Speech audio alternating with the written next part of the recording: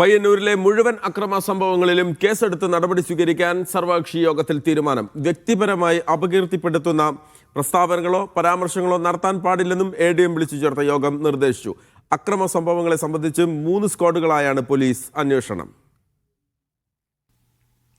തെരഞ്ഞെടുപ്പുമായി ബന്ധപ്പെട്ട് പയ്യന്നൂർ നിയോജക മണ്ഡലത്തിൽ ഇതുവരെ നടന്ന മുഴുവൻ അക്രമ സംഭവങ്ങളിലും കേസെടുത്ത് നടപടി സ്വീകരിക്കാൻ ADMന്റെ അധ്യക്ഷതയിൽ ചേർന്ന യോഗം പോലീസിനോട് നിർദ്ദേശിച്ചു. രാഷ്ട്രീയ പാർട്ടി നേതാക്കളെയോ സ്ഥാനാർത്ഥികളെയോ വ്യക്തിപരമായി അപകീർത്തിപ്പെടുത്തുന്ന പ്രസ്താവനകളോ പരാമർശങ്ങളോ നടത്താൻ പാടില്ല. സമാധാന അന്തരീക്ഷം പുനഃസ്ഥാപിക്കാൻ പോലീസ് പിക്കറ്റുകളുടെ എണ്ണം കൂട്ടുകയും കൂടുതൽ പോലീസിനെ ഉൾപ്പെടുത്തി പെട്രോളിംഗ് കർശനമാക്കാനും യോഗം തീരുമാനിച്ചു.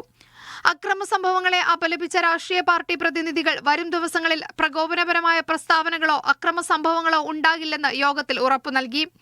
അക്രമ സംഭവങ്ങൾ തുടർച്ചയായി നടക്കുന്ന സാഹചര്യത്തിൽ ഉത്തരമേഖല IG രാജ്പാൽ മീണയുടെ നേതൃത്വത്തിൽ ഉന്നത പോലീസ് ഉദ്യോഗസ്ഥർ പയ്യന്നൂരിലെത്തി സ്ഥിതിഗതികൾ വിലയിരുത്തിയിരുന്നു. പയ്യന്നൂർ DYSPയുടെ നേതൃത്വത്തിൽ 3 സ്ക്വാഡുകളായി വിപുലമായ അന്വേഷണമാണ് പോലീസ് നടത്തുന്നത്. CCTV ദൃശ്യങ്ങൾ കേന്ദ്രീകരിച്ച് നടക്കുന്ന അന്വേഷണത്തിൽ വിരലടയാള വിദഗ്ധരുടെ അടക്കം സേവനം പോലീസ് തേടിയിട്ടുണ്ട്. അക്രമികൾ ഉടൻ പിടിയിലാകുമെന്നാണ് പോലീസ് നൽകുന്ന വിവരം. മീഡിയ 1 കണ്ണൂർ.